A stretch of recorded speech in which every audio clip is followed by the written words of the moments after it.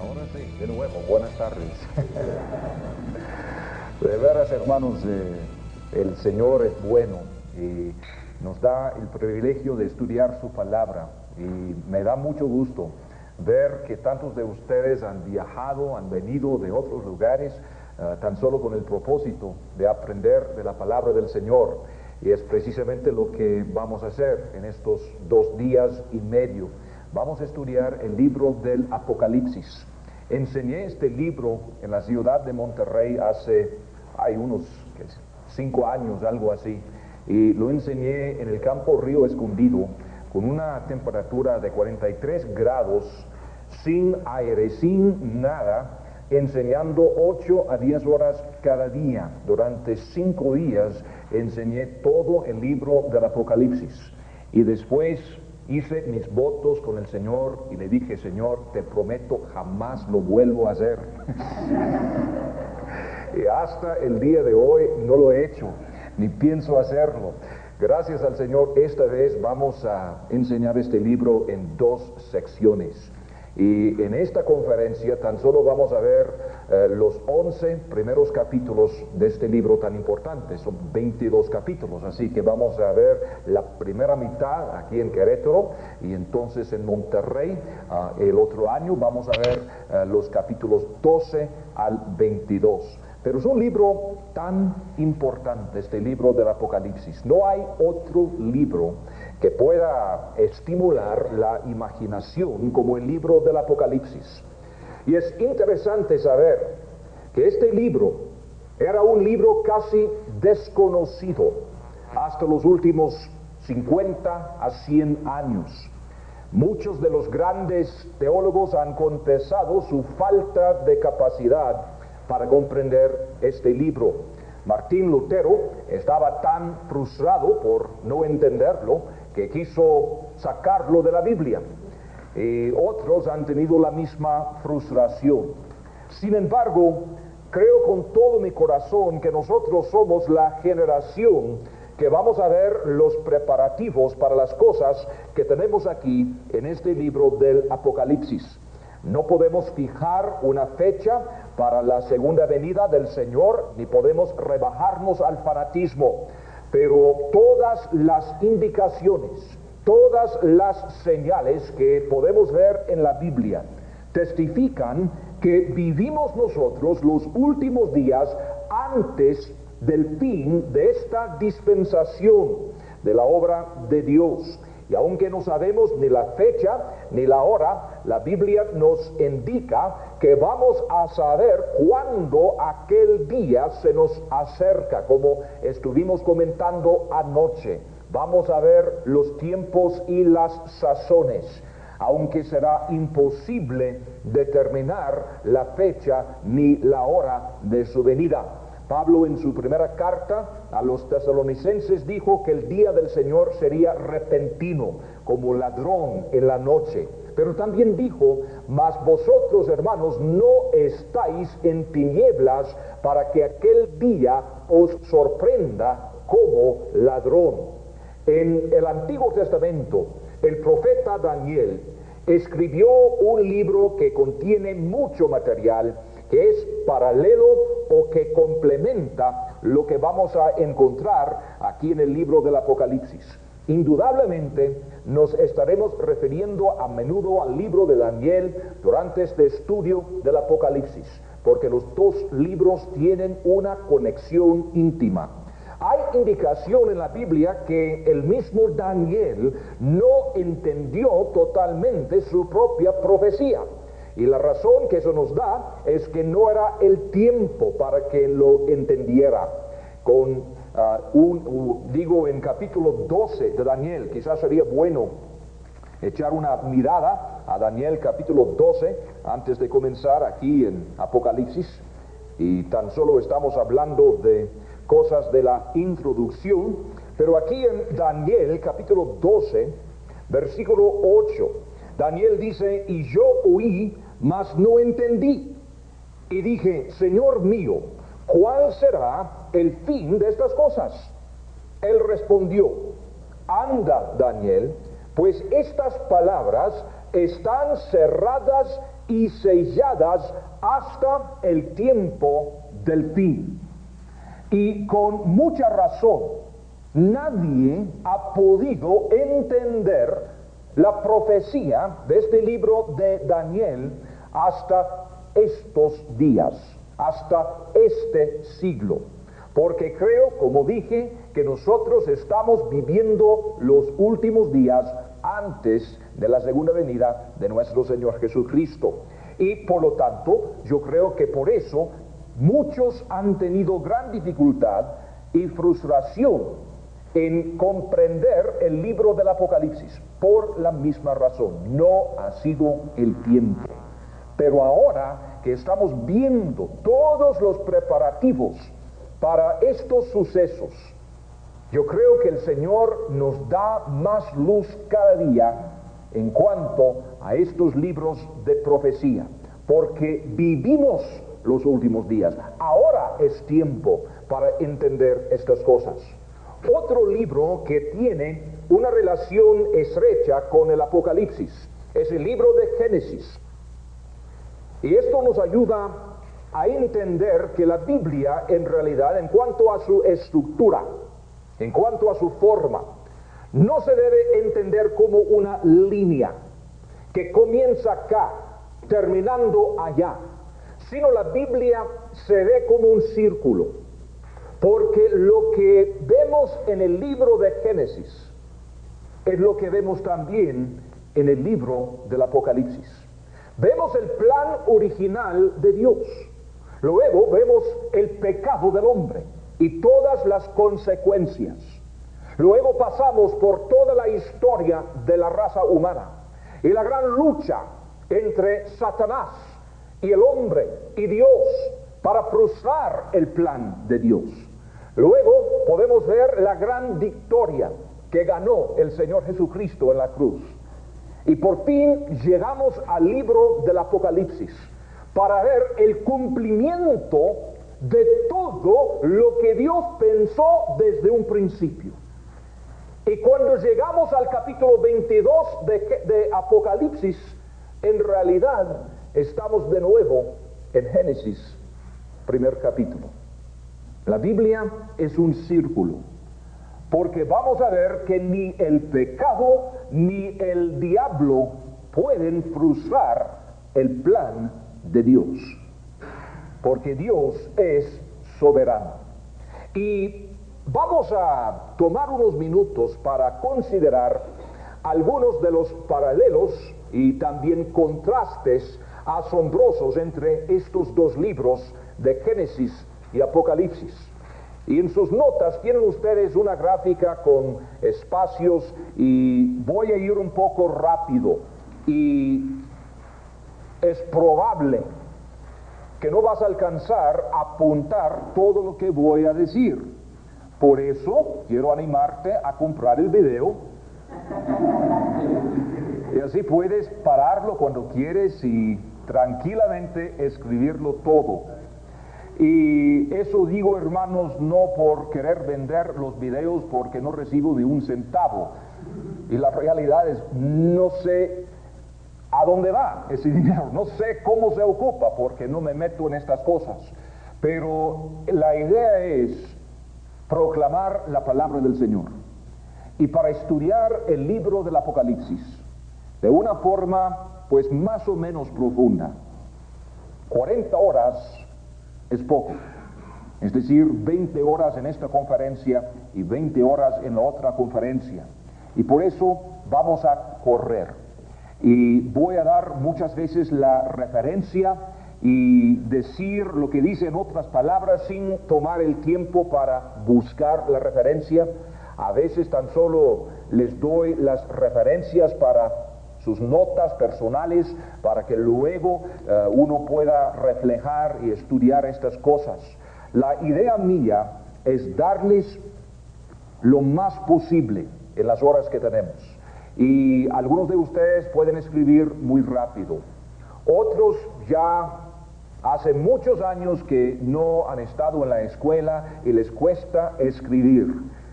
Y no tienen la práctica, la costumbre. Y si te esperamos, hermano, lo siento mucho, pero vamos a pasar toda la tarde llenando estos espacios aquí en esta gráfica. Así que voy a ir un poco rápido, con disculpas de antemano. Pero vamos a ver los paralelos y los contrastes entre estos dos libros. Les voy a decir lo que encontramos en el libro de Génesis, para luego ver lo que encontramos en el libro del Apocalipsis. Por supuesto, en Génesis 1:1 encontramos la creación de los cielos y la tierra. Cuando llegamos al Apocalipsis, capítulo 21 y versículo 1, encontramos la creación de los cielos nuevos y la tierra nueva. En Génesis 3:1 encontramos el primer ataque de Satanás contra el hombre. En Génesis 3:1. En Apocalipsis, capítulo 20, los versículos 7 al 10, encontramos el ataque final de Satanás. Apocalipsis 20, 7 a 10.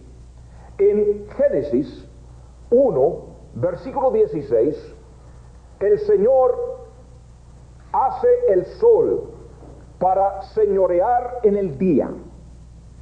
Génesis 1:16. En Apocalipsis 21:23, la Biblia nos dice, y no habrá más sol, no habrá necesidad de la luz del sol, en otras palabras, porque el mismo Señor Jesucristo será nuestra luz. En Génesis 1:5 encontramos tinieblas y noche.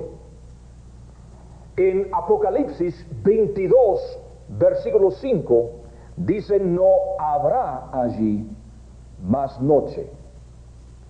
En Génesis 1:10 podemos ver los mares creados. En versículo 1 del Apocalipsis 21, el mar ya no existe. En Génesis 2, los versículos 10 al 14, vemos un río en el huerto. En capítulo 22 del Apocalipsis, Apocalipsis 22, versículos 1 y 2, vemos el río celestial de la vida que sale del trono de Dios. En Génesis capítulo 3, versículo 14 al versículo 17, podemos ver la maldición sobre el hombre y la naturaleza a causa del pecado. En Apocalipsis 22:3, no habrá más maldición. En Génesis 3:24, vemos al hombre expulsado del paraíso. En Apocalipsis 22:1, el hombre restaurado en el paraíso. En Génesis 3:24, Génesis 3:24, el árbol de la vida le es quitado al hombre como consecuencia de su pecado. En Apocalipsis 22:14 aparece de nuevo el famoso árbol de la vida y está disponible al hombre. En Génesis capítulo 10, versículos 8 al 10, un señor quien se llama Nimrod se rebela contra Dios y funda una ciudad que se llama Babilonia o Babel. En Apocalipsis 17, 19, el anticristo y Babilonia son juzgados. En Génesis 2, versículos 18 al 23, tenemos el matrimonio de Adán. En Apocalipsis capítulo 19, versículos 6 al 9, las bodas del Cordero, el segundo Adán. En Génesis 3:15 tenemos la condena de Satanás profetizada. La condena de Satanás profetizada. En Apocalipsis 20, versículo 10, la condena de Satanás se cumple. En el libro de Génesis encontramos un montón de pecados: el primer rebelde, el primer borracho, el primer homicida. En el Apocalipsis dice en versículo 27 del capítulo 27, ninguna cosa inmunda habrá en aquel día. Leyendo Génesis capítulos 3 y 4, es posible apreciar la tristeza del pecado, viendo las consecuencias terribles del pecado. En el Apocalipsis 21:4, Apocalipsis 21 versículo 4, dice: enjugará Dios toda lágrima de los ojos de ellos. En Génesis 4 versículo 8 vemos el primer muerto. En Apocalipsis 21:4 dice: ya no habrá muerte. Hay más, pero ya es tiempo para descansar un poco, ¿verdad?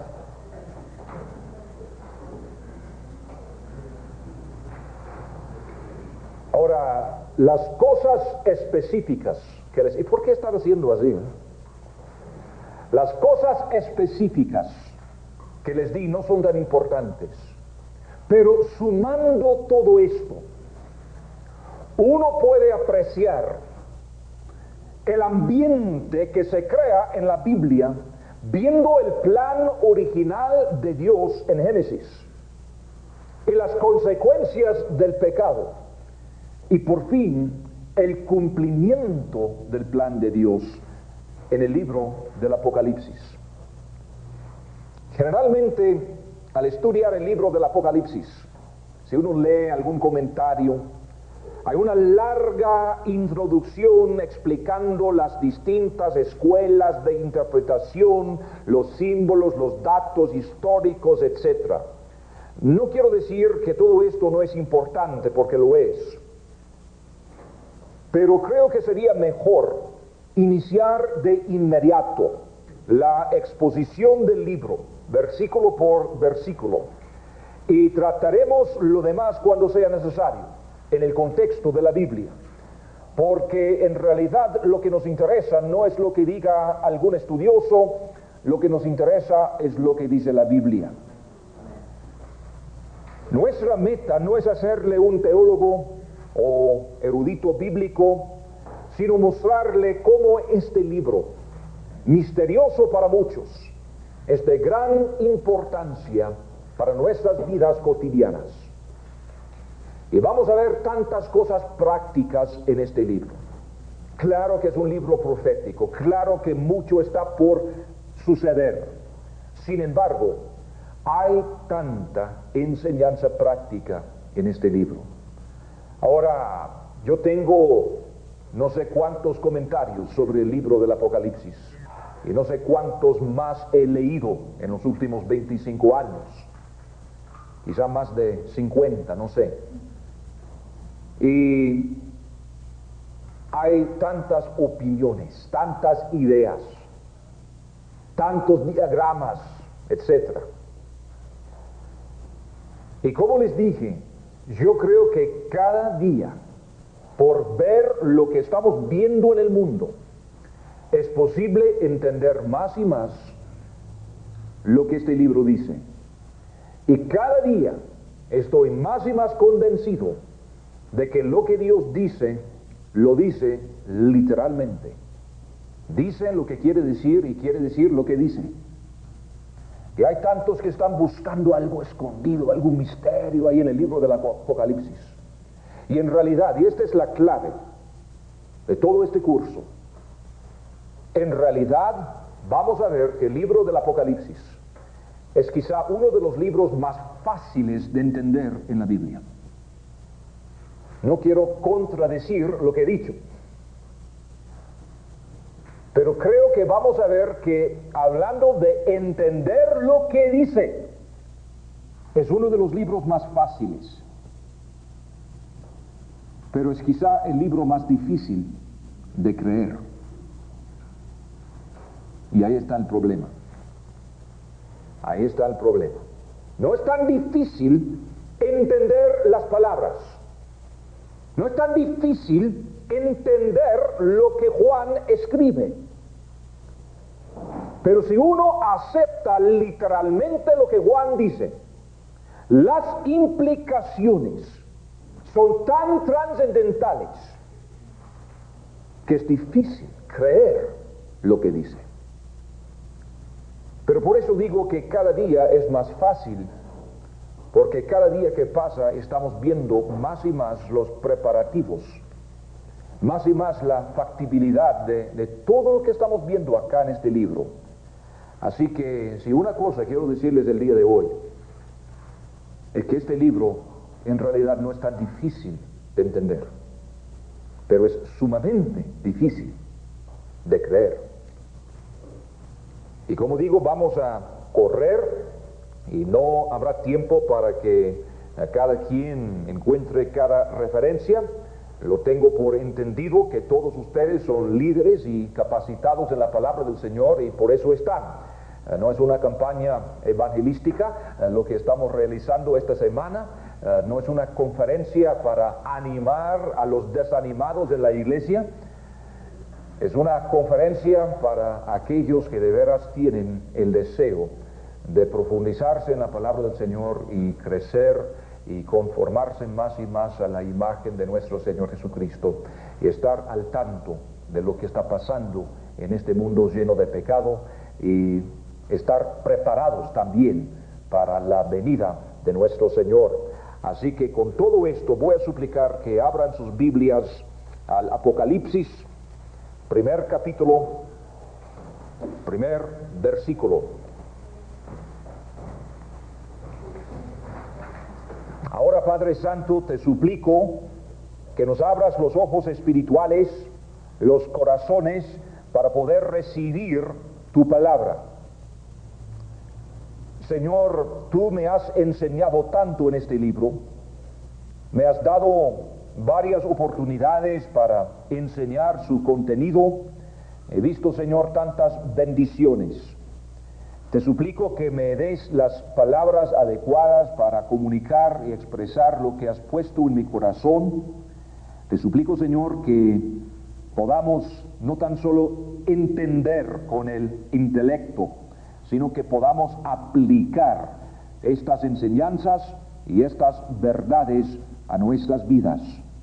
Gracias por la presencia de cada persona. Padre, varias personas han sacrificado mucho para estar aquí en estos días. Y yo no quiero fallarles, Señor. Yo sé, Señor, que tú nunca nos falles. Pero te suplico que me uses, que me des la palabra para que estos que han sacrificado tanto para estudiar tu palabra puedan aprovechar y salir satisfechos, pero a la misma vez desafiados para seguir adelante en su estudio bíblico. Y todo esto te lo suplicamos en el nombre de Cristo Jesús. Amén.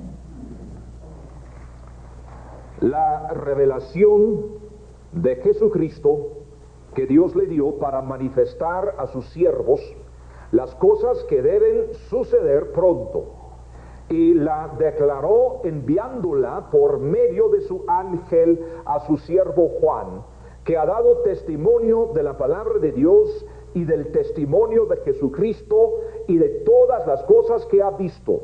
Bienaventurado el que lee y los que oyen las palabras de esta profecía y guardan las cosas en ella escritas, porque el tiempo está cerca. En primer lugar, Juan expresa el propósito de este libro.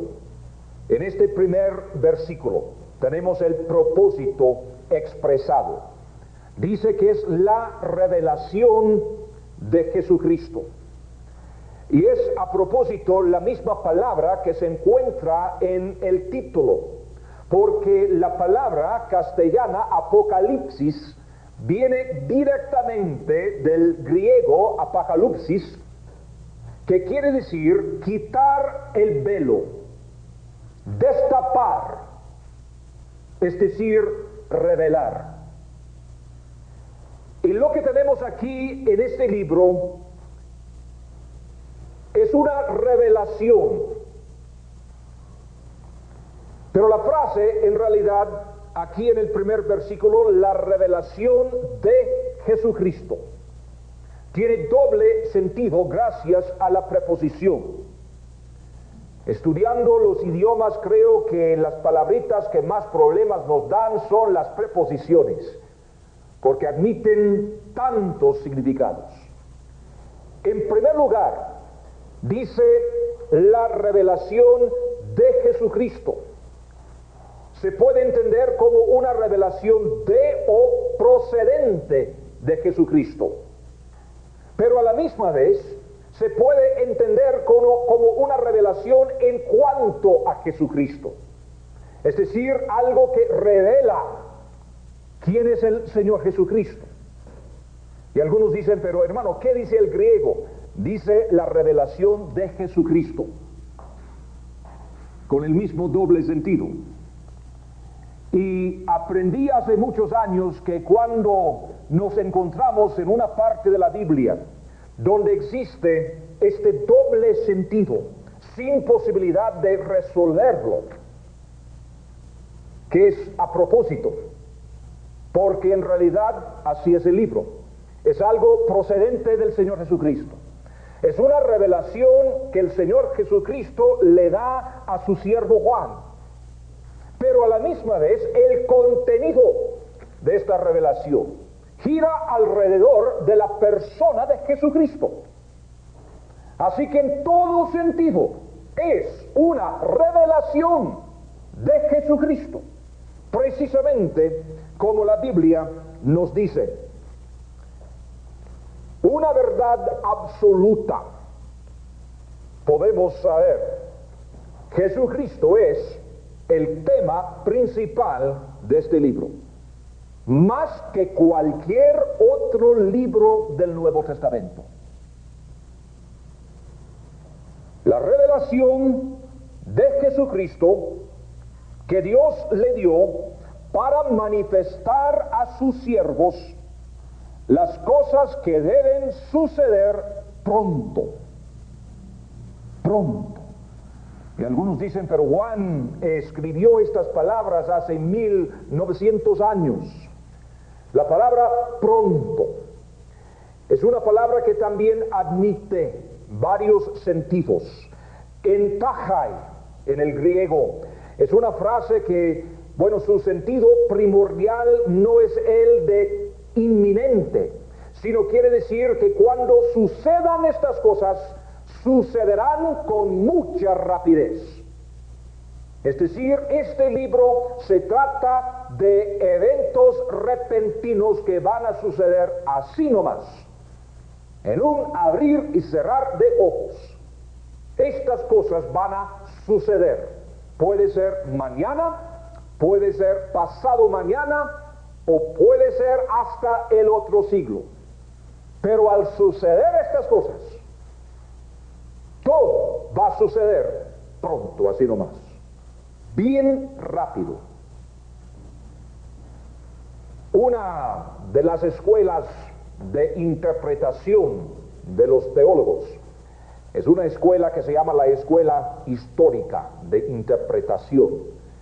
Esta teoría ve el libro del Apocalipsis como una presentación simbólica del total de la historia de la iglesia, culminando con la segunda venida del Señor Jesucristo. Pero esta palabra contradice esta idea, porque lo que Juan escribe en este primer versículo dice que las cosas que vamos a ver en este libro así van a suceder, así nomás. Ahora, vamos a establecer una regla muy importante en el estudio de este libro, y en realidad es una de las reglas fundamentales para el estudio bíblico. Es una de las reglas que encontramos en el curso de este instituto, cómo estudiar la Biblia. Y la regla es así: cuando una cosa no dice específicamente que es simbolismo, tenemos que aceptar esta cosa literalmente. Es decir, aceptamos literalmente lo que dice la Biblia hasta que sea imposible el hacerlo. Si nos dice que es simbólico, bien. Si es obvio que es una figura del idioma, como por ejemplo el amanecer del sol, que todo el mundo sabe de qué estamos hablando, pues entonces es obvio de qué estamos hablando. Pero de otra forma, vamos a aceptar lo que dice la Biblia precisamente como la Biblia lo dice, literalmente, aunque sea difícil creerlo.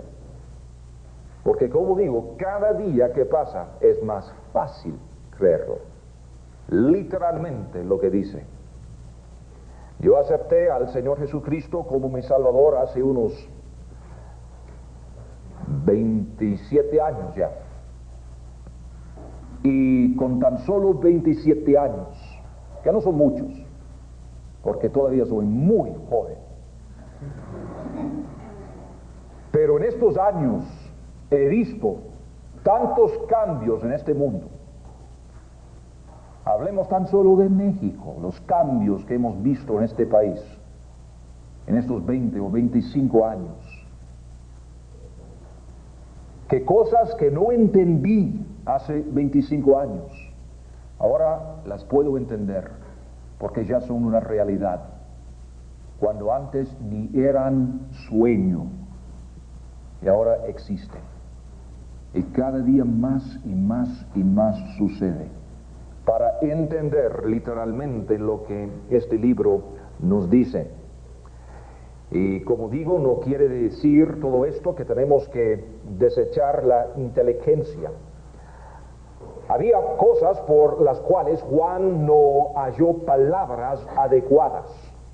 Tenemos que recordar que Dios, aunque Dios es el autor de la Biblia, por medio del Espíritu Santo, Dios empleó los seres humanos para ser los autores humanos de estas palabras, conservando sus estilos, su vocabulario, su fondo personal, etcétera, su carácter, diciendo precisamente lo que ha querido decir Dios, palabra por palabra, pero a la misma vez conservando la personalidad y el estilo del ser humano, que es un milagro. Y es algo tan precioso, y tenemos que reconocer que Juan está viendo cosas que todavía no han sucedido.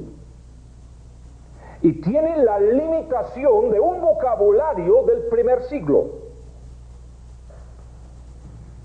Digamos que naciste en el siglo pasado nomás, y de repente te encuentras en el día de hoy, y ves un teléfono, un televisor, unas cámaras, luces, todas estas cosas, y luego vuelves al siglo pasado y tienes que hablar de lo que has visto.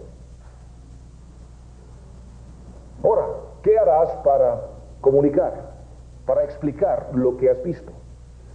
Será difícil, porque no habrá palabras adecuadas en tu vocabulario para expresar lo que has visto.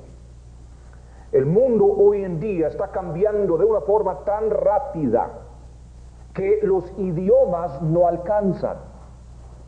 Por ejemplo, eso de las computadoras. En el castellano no existen la mitad de las palabras necesarias para hablar de las computadoras. Y entonces la persona que quiere aprender las computadoras tiene que aprender un montón de términos que de otra forma no tendrían significado, porque vienen de otros idiomas donde han inventado las cosas, sea de idiomas europeos o en inglés o japonés o lo que fuera. Es difícil. Ahora, ¿qué hace Juan para describir la tribulación que va a suceder dentro de poco en este mundo moderno, entre comillas, con un vocabulario del primer siglo? Y por eso tenemos que tomar muy en cuenta esta limitación práctica de Juan.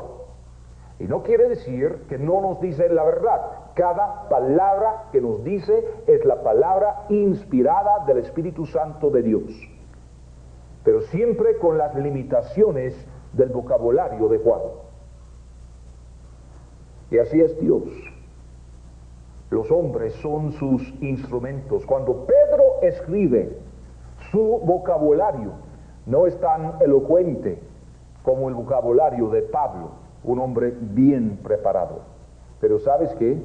Cada palabra que escribe Pedro pesa tanto como las palabras de Pablo, porque el Espíritu Santo las inspiró a través de su personalidad. Así que para comenzar tenemos que reconocer esta limitación. Dice, la revelación de Jesucristo que Dios le dio, es decir, Dios le dio la revelación a Jesucristo, quien se la pasó a los hombres para manifestar a sus siervos, los siervos del Señor Jesucristo, las cosas que deben suceder pronto, y la declaró enviándola por medio de su ángel a su siervo Juan, para manifestar a sus siervos. Ahora, aquí tenemos que pensar un ratito. Esta revelación es para los siervos del Señor Jesucristo. Y ahora, con su permiso, voy a hablar con mucha franqueza. Si tú has venido a esta conferencia para satisfacer una curiosidad intelectual en cuanto al contenido de este libro tan famoso, el libro del Apocalipsis, tengo que decirte que no vas a entender ni aprender nada. Porque la Biblia nos dice en 1 Corintios 2:14 que las palabras de la Biblia son palabras que han de discernir espiritualmente. Y tan solo el Espíritu Santo de Dios nos hace sentido de lo que Dios nos dice en la Biblia. Y si no eres siervo de Jesucristo, es decir, si el Señor Jesucristo no es el Señor de tu vida, lamento decirte que no vas a poder entender mucho. Ahora, no tienes que salir en este momento, no te voy a señalar porque ni sé quién eres, pero sí quiero decirle honestamente que cualquier persona que no entiende lo que es ser siervo del Señor Jesucristo no tiene esperanza de entender este libro ni lo que vamos a estudiar en estos días. Ahora, aquí encontramos la cadena de mensajeros por la cual nos llega este libro, porque dice aquí en en versículo primero, la revelación de Jesucristo que Dios le dio para manifestar a sus siervos las cosas que deben suceder pronto, y la declaró enviándola por medio de su ángel a su siervo Juan, que ha dado testimonio de la palabra de Dios y del testimonio de Jesucristo y de todas las cosas que ha visto. Dios le dio, es decir, que este libro dice ser inspirado por Dios mismo. Juan recibe este libro por medio de su ángel, dice aquí en el primer versículo. En este libro vamos a aprender mucho en cuanto a los ángeles. En Hebreos capítulo 1, el versículo 14 dice: ¿no son todos espíritus ministradores enviados para servicio a favor de los que serán herederos de la salvación? Hablando de los ángeles. Así que ahí encontramos la función de los ángeles. Son espíritus, pero con mucho cuidado, porque nosotros también somos espíritus, ¿no es cierto? Pero tenemos cuerpo. Y los ángeles, cada vez que aparecen en las páginas de la Biblia, aparecen como hombres, con cuerpo, son visibles, son espíritus.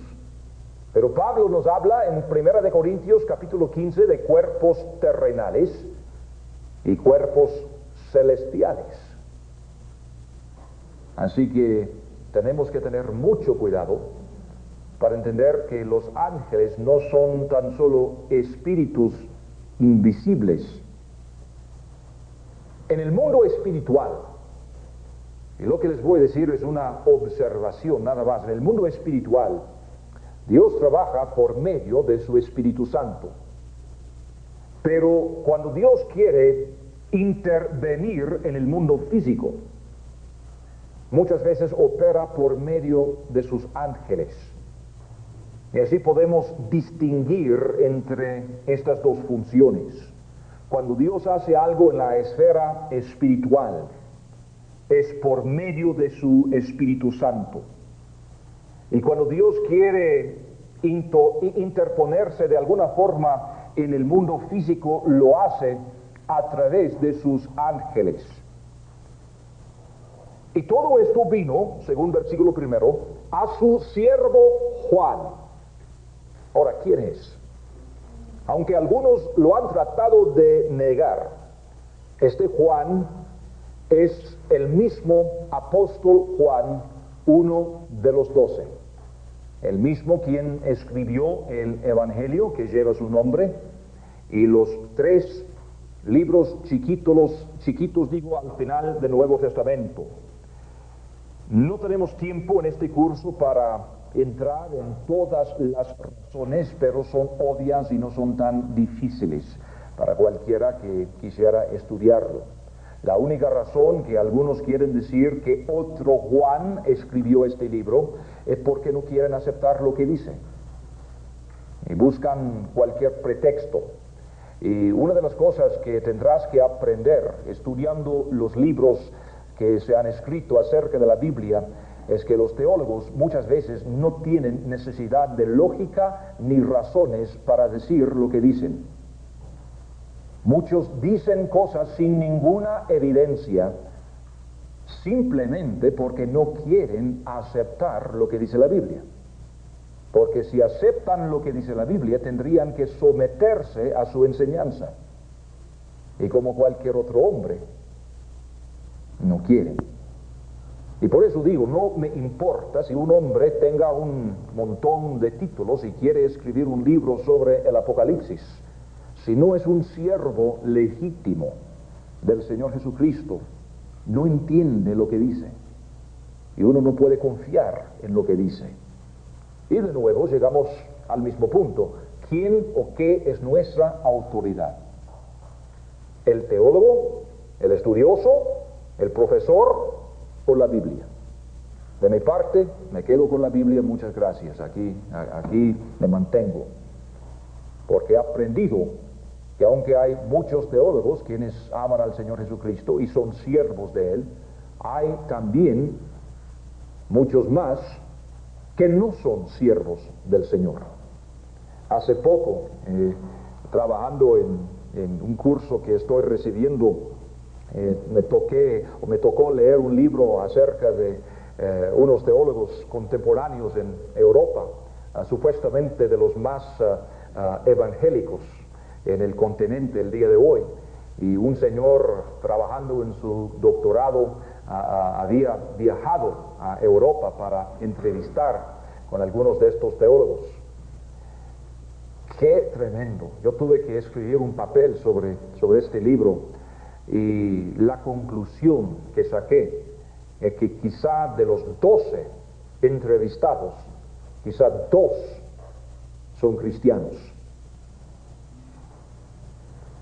Porque los otros dijeron claramente no creer en la Biblia, no creer en la resurrección, no creer en Dios, pero son buenas personas y sinceras, y son teólogos de los más evangélicos en Europa. Así que hay que tener mucho cuidado con los libros que compras, con lo que lees, con lo que escuchas, porque no todo lo que dice ser cristiano lo es. Con mucho cuidado a su siervo Juan. Hablando de una forma muy superficial, es posible ver muchas comparaciones entre el Evangelio de Juan y el Apocalipsis, tan solo por el idioma. El Evangelio de Juan se reconoce por su uso de la palabra griega logos o verbo. En el principio era el verbo, etc. Pues, ¿cuál es el otro libro del Nuevo Testamento donde encontramos vez tras vez el verbo? El Apocalipsis. Es Juan quien hace hincapié en el Cordero de Dios. Ninguno de los demás libros tienen este énfasis. El Apocalipsis sí. Es decir, que tan solo fijándonos en el estilo y en el vocabulario es obvio que es el mismo Juan. Tiene su marca, su estilo en estas páginas. El año es entre el 91 y el 96 después de Cristo. Aproximadamente 91 a 96. Es imposible fijar precisamente la fecha, pero sí se puede saber sin entrar en muchos detalles, comparando eventos de la historia con lo que se dice aquí en el libro, etcétera, analizando todas las evidencias internas en la Biblia y también externas en la historia secular. Pero es fácil encontrar que este libro se escribió entre los años 91 y 96 aproximadamente. Ahora, esto quiere decir que Juan ya tendría sus 80 a 90 años o quizá más. Es decir, ya anciano, este apóstol Juan, muy anciano. Y la fecha es importante, hermanos, porque algunos pretenden creer que los eventos profetizados acá, es decir, lo que nosotros decimos es la tribulación, hay algunos que dicen que se refiere nada más a la caída de Jerusalén en el año 70. Y ya no tiene mayor significado para nosotros. Es decir, que el libro del Apocalipsis no tiene más significado que Joel o Amós, etcétera, que también hablan de cosas ya pasadas. Interesante, podemos aprender ciertos principios, sacar unas verdades, pero profecía no. Porque todo eso es una profecía de lo que iba a suceder en el año 70. Pero si entendemos que el libro se escribió más allá del año 90, eso es imposible. Eso quiere decir que si es verdad lo que dicen, el libro del Apocalipsis sería uno de los primeros libros del Nuevo Testamento en ser escrito. Pero eso sí es muy dudoso. Además, Dice aquí, hablando de este primer versículo, o el segundo versículo, que ha dado testimonio de la palabra de Dios y del testimonio de Jesucristo. Ahora, escribe a sus siervos, y vamos a ver enseguida quiénes son sus siervos, pero la cosa que quiero señalar ahora es el contenido del segundo versículo, que ha dado testimonio de la palabra de Dios y del testimonio de Jesucristo. En primer lugar, otra vez Juan afirma que lo que escribe es por inspiración divina. Es decir, esto es la palabra de Dios. Y además dice que es el testimonio de Jesucristo. Ahora, qué importante esto. Juan dice, es el testimonio de Jesucristo. Ahora, Apocalipsis 19, versículo 10. Apocalipsis 19, versículo 10. Y me postré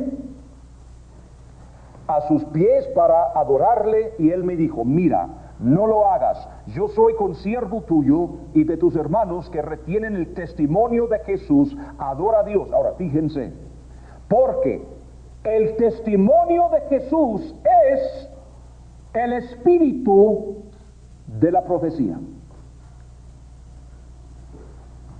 En primer lugar, Juan nos dice que es la palabra de Dios, es la palabra de Dios. Y en segundo lugar, dice que es el testimonio de Jesucristo, y el mismo libro define el testimonio de Jesucristo como el espíritu de la profecía. Es decir, en el segundo versículo, además de confirmar dos veces que es palabra divinamente inspirada, dice que se trata de la profecía. Es algo profético. Y la prueba y la confirmación de la palabra de Dios es la profecía. Porque la Biblia lleva un récord del 100% en su exactitud profética. Para sus notas, Isaías 41. Isaías 41, versículo 21 al 26. Donde Dios extiende este mismo reto a cualquiera. Si quieres hablar con autoridad, entonces me dices lo que va a pasar el día de mañana. Y según Deuteronomio capítulo 18, cualquier profeta que no tuviera récord del 100% viene del diablo, no de Dios, y habían de matarlo. Y la Biblia lleva un récord del 100%. Es increíble el récord de la Biblia. Un profesor hace unos años en el Instituto de Tecnología del estado de Massachusetts, en una clase de posgraduados, les dio una tarea estudiando tan solo 40 de las 300 profecías específicas en cuanto al Señor Jesucristo en el Antiguo Testamento, calculando cuál es la probabilidad de que todas estas profecías se habrían cumplido literalmente en la persona del Señor Jesucristo, porque más de 300 profecías específicas del Antiguo Testamento se cumplieron precisamente, literalmente, en la primera venida de Cristo. El número que calcularon fue tan grande que es imposible escribirlo. Y dice este científico que calcular la probabilidad de que estas 40 profecías se habrían cumplido totalmente en Cristo es como llenar el universo de unas monedas. Llenar todo el universo de estas monedas, de un tamaño mediano, digamos, marcar una